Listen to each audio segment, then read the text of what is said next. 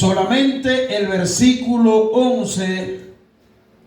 Y yo quiero que usted preste mucha atención a lo que nos dice este versículo, que de eso vamos a estar hablando en esta mañana. Ay de ellos, porque han seguido el camino de Caín. Atención a esto. Se lanzaron por lucros en el error de Balaam. Atención a esto. Y perecieron en la contradicción de Coré. Atención a eso también. Voy a repetir el versículo nuevamente. Dice: ay de ellos. ¿De quién, hermano? De los falsos engañadores. Porque han seguido, esa es la razón por la que Judas dice ay de ellos, porque han seguido el camino de Caín.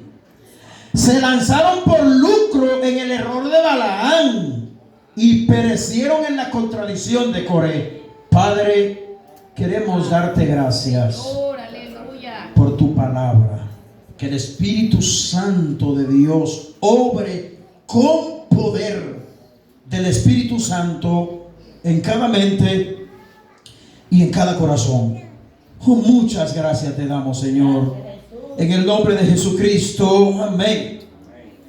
Alguien podría decir, como le preguntaba al principio, pero ¿hasta cuándo es que Judas va a bajar los guantes al ver nosotros que el contenido de Judas es un contenido, vamos a decir, muy confrontador? Es un contenido muy fuerte. De hecho, he escuchado a muchas personas decir en estos tiempos contemporáneos que nos ha tocado vivir a nosotros, pero que la palabra de Dios no es para contender. Esa es cierto, la palabra de Dios no es para contender y es una realidad, pero la palabra de Dios es para traer luz y entendimiento, claridad donde hay oscuridad y donde, bueno, si Judas, que vivió primero que yo, vivió en el siglo I y fue inspirado por el Espíritu Santo a escribirle a la iglesia de su tiempo que estuviera en advertencia contra los falsos engañadores. Y oiga cómo Judas aquí compara a estos engañadores. Lo compara con tres personajes muy conocidos del Antiguo Testamento. Y estos personajes, bueno, nosotros no tenemos que decir que a Judas se lo dijeron, que a Judas se lo explicaron. Es claramente evidente que Judas tuvo que leer el libro de Números, tuvo que leer el libro de Génesis para conocer acerca de estos engañadores. Por eso es que Judas en el Nuevo Testamento cita el Antiguo Testamento de esta manera. Pero nosotros tendemos a olvidarnos de las cosas malas que pasan en el pasado. Alguien dijo en una ocasión que el que no conoce bien su historia está propenso a volverla a repetir. Este ejemplo que quiere decir, o esta expresión o comentario, lo que quiere decir es que si nuestra historia está manchada por sangre o manchada por alguna influencia negativa, y si nosotros como dominicanos olvidamos nuestra historia del pasado, estamos propensos a volverla a repetir. Lo que está diciendo este escritor es que nosotros debemos conocer la historia del pasado, cómo se condujeron nuestros hermanos cristianos del pasado. Hay que conocer las artimañas del pasado que trajeron grandes errores, confusiones, grandes consecuencias para no volverla a repetir. Pero hay otro pensador llamado Giorgi Santayana. Este era un poeta, filósofo y crítico literario. Y oiga lo que dijo este gran pensador: aquellos que no pueden recordar el pasado están condenados a volverlo a repetir. Este fue un filósofo y crítico hispano-estadounidense quien dijo esta palabra, que son muy importantes. Tal fue, o ese mismo fue el caso, ciertamente, el caso de los falsos maestros de la época de Judas. Ellos cayeron en el error de los tres personajes que Judas está poniendo aquí como ejemplo, porque ellos tal vez olvidaron el pasado, olvidaron los errores de los personajes del pasado, y el mismo error que cometió Caín, Balaam y Coré, exactamente este mismo error, o en este mismo error cayeron los falsos maestros de la época de Judas. Por eso es que Judas está haciendo esta comparación y dice, y esa es la razón por la que estos pensadores dicen esta expresión, comentario como esto: el que no conoce bien su pasado, bueno, está propenso a volverlo a repetir. Pues si tú desconoces que algo te va a traer grandes consecuencias que fueron ocurridas en el pasado, ¿qué va a pasar? Tú lo vas a volver a repetir por falta de olvido, por falta de información, etcétera, etcétera. Y esto es bien importante, lo que Judas nos está presentando a nosotros aquí en este solo versículo, hermano. El versículo 11, un versículo tan breve. Ay de ellos, porque han seguido el camino de Caín y se lanzaron por lucro detrás del error de Balaam y perecieron en la contradicción de Coré. ¿Qué es eso?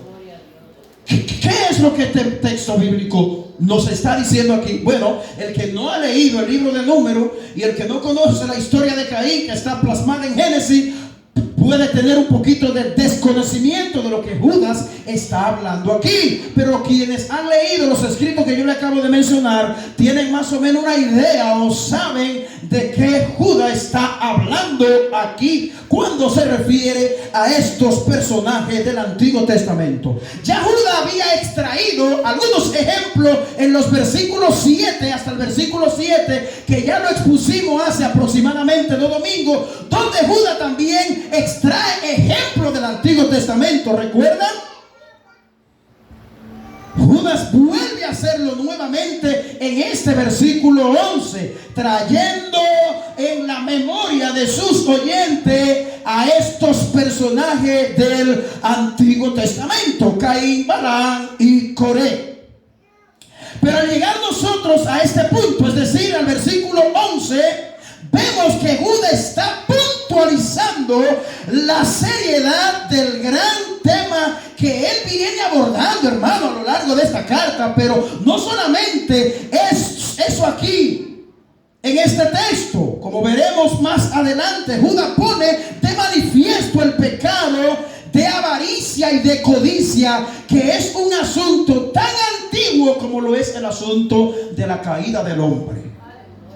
Judas está puntualizando aquí la avaricia que se encuentra en los ojos y en el corazón de los falsos maestros. A los falsos maestros no le interesa tu crecimiento espiritual. A los falsos maestros no le interesa que una iglesia entera se hunda y se la trague quien no la trajo. A los falsos maestros no le interesa tu progreso económico. A los falsos maestros no le interesa que tú seas confrontado en tu pecado. No, a los falsos maestros lo único que le interesa es que tú trabajes arduamente, que tú progreses para que tú le llenes los bolsillos a ellos y cumpla con los apetitos de los falsos maestros. Esta palabra suena duro, pero Judas la dijo primero que yo.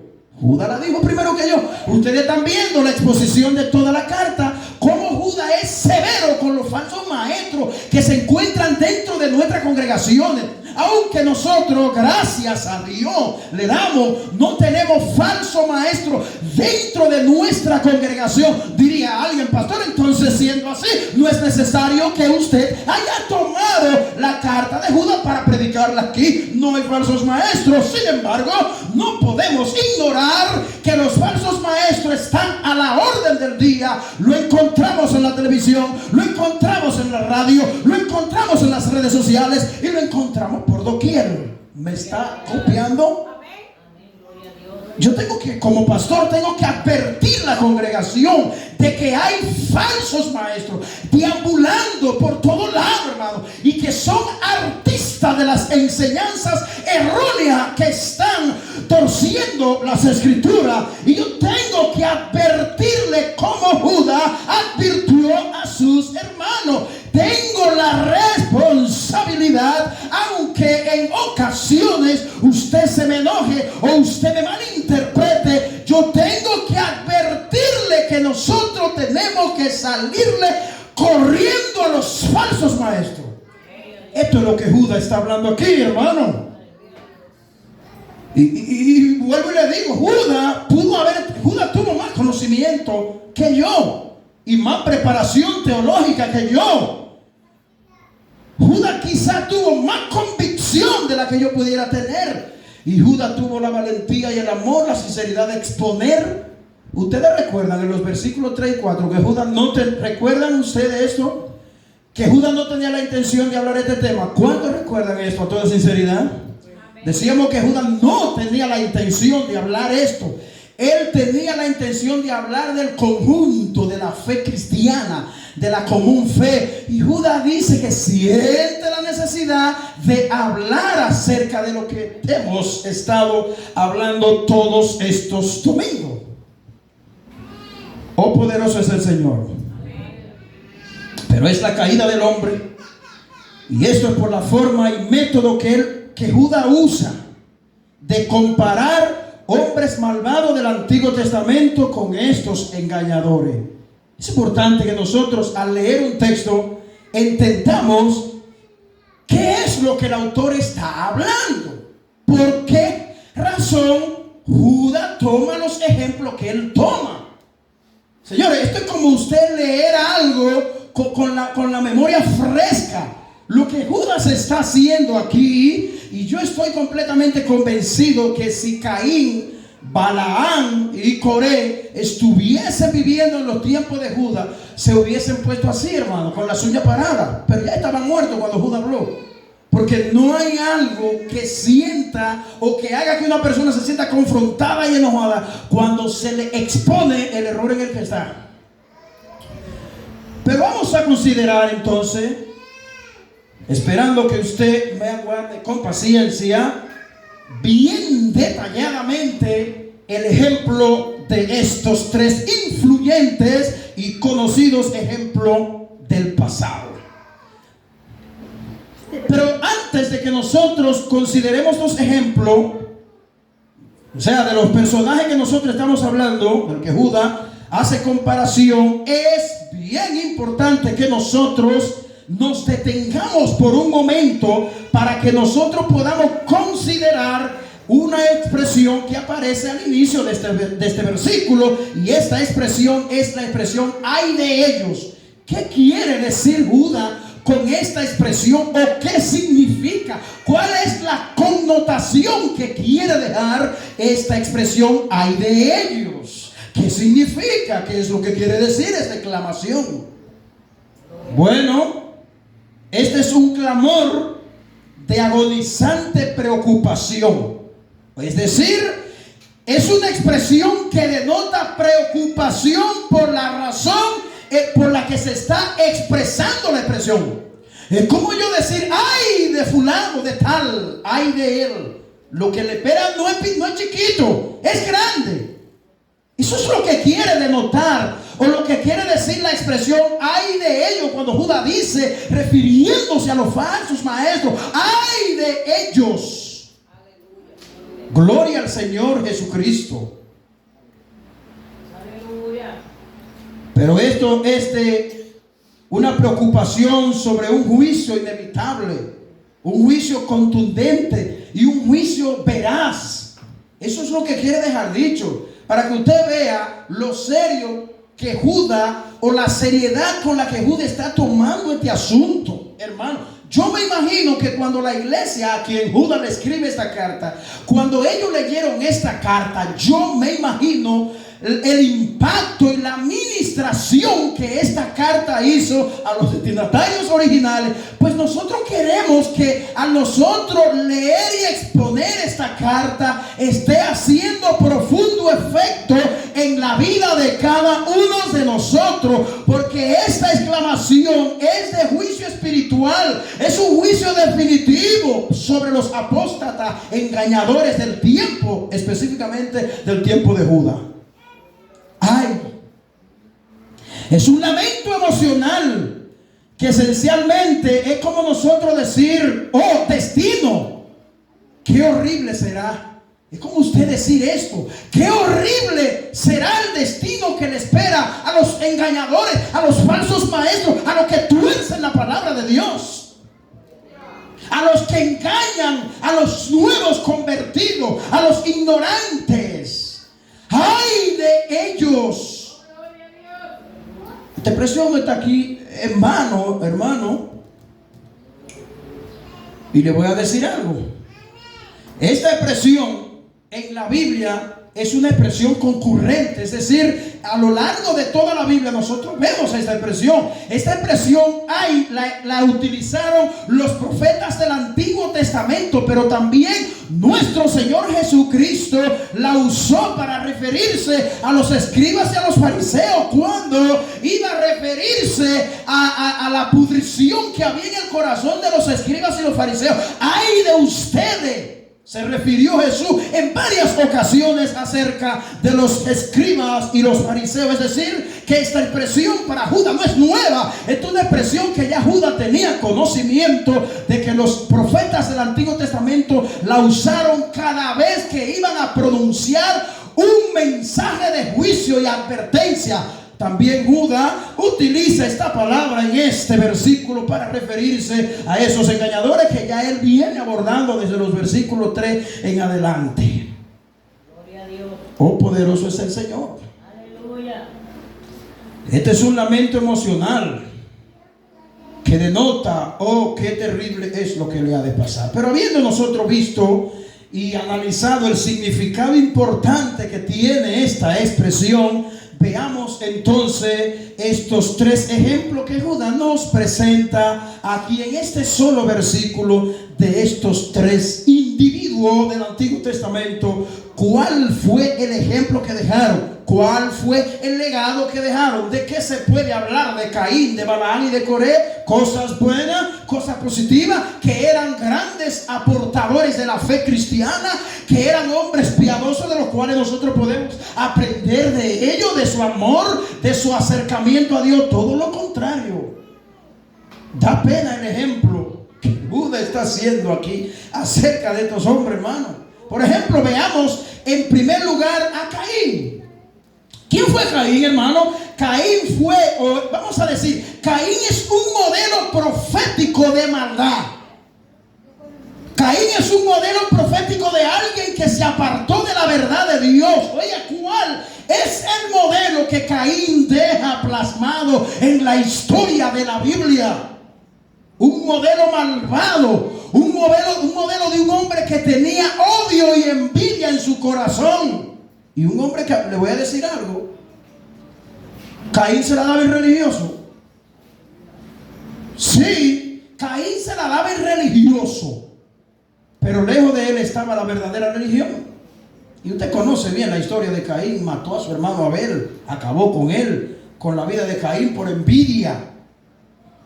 Bendito sea Dios. Caín fue el primer hijo de Adán y de Eva, obviamente después de la caída. Eso nosotros lo vemos en el capítulo 4 de Génesis.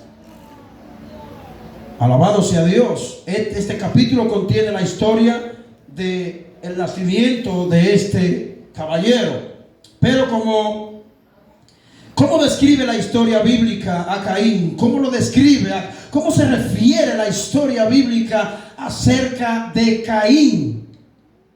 Como un falso e irreverente de corazón. Así describe la historia bíblica, lamentablemente decirlo, a Caín. Así lo describe. ¿Cómo tú quieres que te describa Dios después que tú partas de esta tierra? ¿Cómo tú quieres que te describan la gente que tú dejes atrás el día que parta de este mundo? Al rechazar la revelación de Dios y actuar según su propia naturaleza sedienta y llena de toda avaricia en lo que él había producido en su corazón. Judas se refiere a los orgullosos apóstatas como los que han seguido el camino de Caín. Oiga cómo Judas se está refiriendo a estos apóstatas de su tiempo, a los maestros, a lo que él se refiere en su carta. Lo está comparando en primer lugar con Caín. Recuerden que son tres personajes. Y está diciendo que ellos tienen la misma característica que Caín tenía. Eso la tienen ellos también. Wow. Ofrézcome, como decimos nosotros dominicanos. Alabado sea el Señor. Caín era un religioso, pero un gran desobediente. Así hay mucha gente en el pueblo de Dios. Aparentan que son unos religiosos y que son los más espirituales, los que más trabajan en la obra de Dios, los que no pueden pecar, pero son unos desobedientes, hermano. Cuando Dios no le aceptó la ofrenda, ¿cómo respondió Caín? Respondió con ira, respondió celosamente, asesinando a su hermano obediente Abel. Así es que responden estos falsos maestros, hermano. Por eso le decía al principio, en la introducción, que a estos falsos maestros no les importa el progreso de las congregaciones. A ellos no les importa el progreso de la iglesia. A ellos no les importa nada de eso. A ellos solamente les importa sus apetitos personales. Pero pasemos ahora a ver al caballero Balaam. ¿Quién fue Balaam? Dice el versículo: y se lanzaron por lucros en el error de Balaam. Así mismo compara Judas a estos malvados. Aquí Judas está desenmascarando el motivo que se encuentra detrás de todos los religiosos y de los falsos maestros. Eso es lo que Judas está haciendo. Está desenmascarando, está desempacando cuál es el engaño que se encuentra detrás del corazón de los engañadores. Y le voy a decir algo: los engañadores nunca se presentarán a la puerta de tu casa diciéndote: buenos días, yo vengo de parte de Satanás, soy un falso maestro y vengo a distorsionar la verdad que se te ha enseñado. Ellos no se presentan así, no. Ellos te lavan el cerebro y te ligan la verdad con la mentira. Son artistas del engaño. Dice que se lanzaron por lucro. La palabra lucro lo que significa es beneficiarse. Es un motivo que tiene como objetivo principal beneficiarme de manera económica a costilla de otro. Uno porque no ve estas cosas en el entorno de uno, y gloria a Dios por eso, hermano. Pero yo he estado en eventos donde a la gente se le manipula, óigame bien, hasta hacer préstamo para depositar una ofrenda, para que Dios lo sane, para que Dios, para llenarse los bolsillos. Esa es la característica que Judas está identificando aquí de los falsos maestros cuando lo compara con Caín y con Balaam. Actúan por lucro. Ellos lo único que piensan es: ¿cómo es que me voy a ganar $1.000.000 para el año 2022? Eso es lo único que piensan. A ellos no les interesa cuántas familias hay destruidas en su comunidad. No, a ellos no les interesa que hay gente en sus iglesias que están pasando hambre. A ellos no les interesa que hay gente en sus iglesias que necesitan ser discipulados. A ellos no les importa que hay gente en nuestras congregaciones que necesitan ser educados bíblicamente. No, ellos no piensan en esto, amados hermanos. Ellos solamente piensan en engordar sus propios apetitos. A diferencia de los verdaderos pastores que enseñan la palabra de Dios, estos son mercenarios del ministerio. Son mercenarios de la mentira y del engaño. Y estaban en el error de Balaam y se lanzaron de cabeza hacia la codicia y hacia la envidia. Hay gente que hace curso de cómo aprender artimañas para robarle a la gente. Y mira, a mí me da pena porque hay mucha gente tan ignorante que yo he visto elocuente parado ante multitudes sacándole dinero a la gente, señores, de una forma extra bíblica. Dios nos libre y nos guarde de utilizar la Biblia para sacarle dinero a la mala, a los feligreses, diabólicos y perversos. Son los que hacen esas cosas, amados hermanos. Y yo sé que a mí me van a escuchar dentro de unas horas en las redes sociales, porque ese mensaje que se está grabando ahí va para las redes sociales. Esta historia de Balaam está registrada en el libro de Números, en los capítulos del 22 al capítulo 24. Usted puede anotar eso ahí para que lo lea en su casa.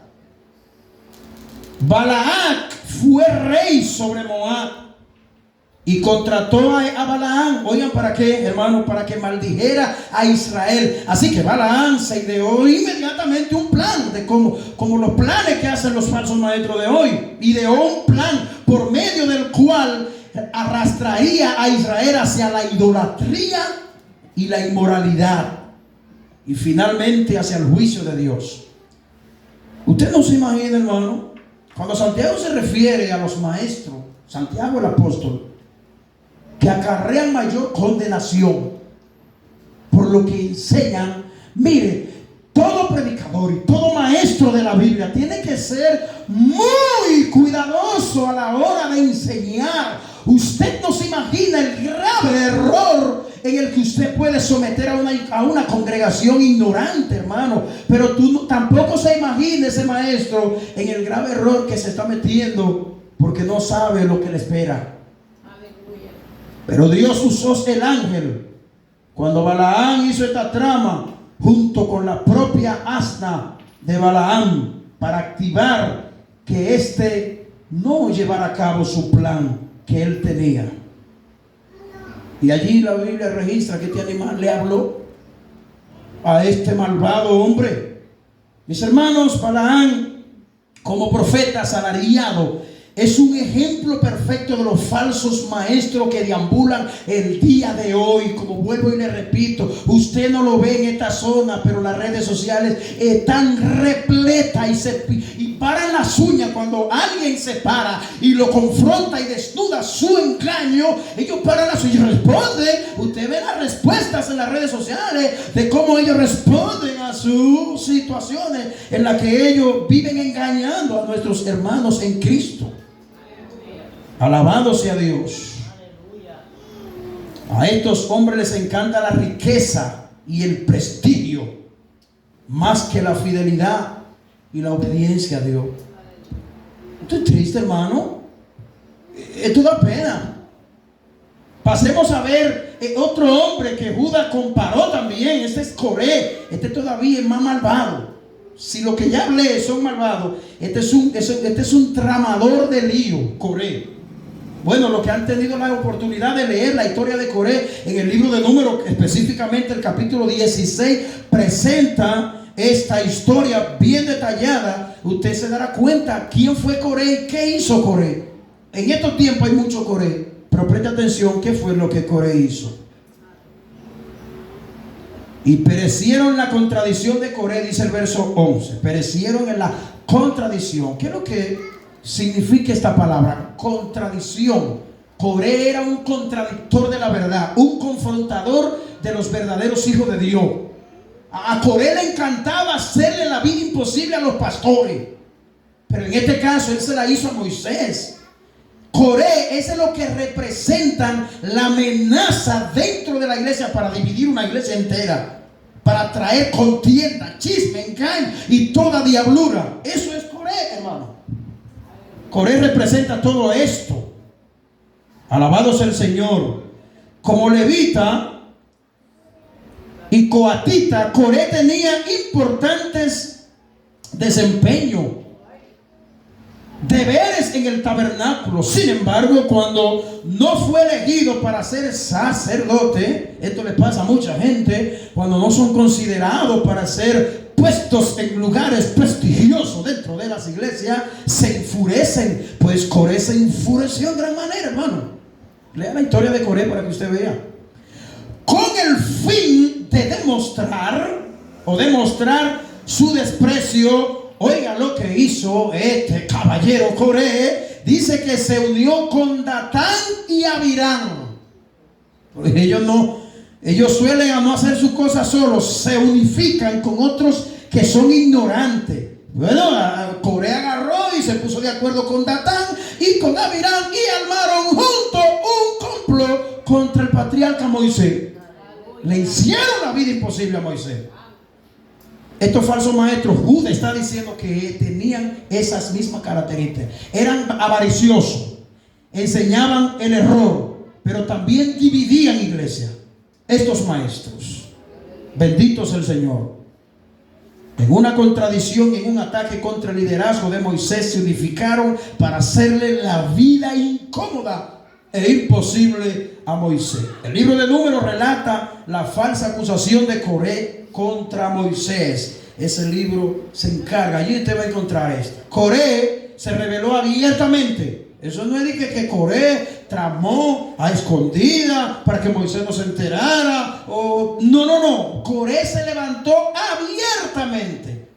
Hay falsos maestros hoy que abiertamente ellos se levantan contra los hombres de Dios que exponen la verdad de Dios. Ellos se levantan y llenos de odio y de ira y enojados porque la Biblia, yo no voy a mencionar a los predicadores, porque la Biblia desnuda sus deseos engañosos. Oh Coré, ¿cómo debes tú estar ardiendo hoy en el infierno? Si así es posible que sea. Y de modo activo se alió con otros para que le apoyaran en su motín espiritual que tenía contra Moisés. ¿Usted está escuchando, hermano? Un motín armó este hombre, un motín espiritual para derrocar a Moisés. No, Moisés lo está haciendo mal. Oh, gloria al Señor. No obstante, oiga lo que ocurrió. Dios respondió poniéndole fin a la contradicción de Coré. ¿Cómo Dios respondió? Dice la Biblia que la tierra se abrió de par en par y se lo tragó vivo a todo, rumbo al Seol. Léalo, número 16, versículo 32 y versículo 35. Esto relata cómo la tierra se abre y se lo traga vivo a todos, pero no solamente a ellos, sino a los que conspiraron contra él. 250 hombres este hombre arrastró para hacer esta malvada trama contra Moisés. Oh, gloria al Señor. Yo quiero concluir diciendo lo siguiente.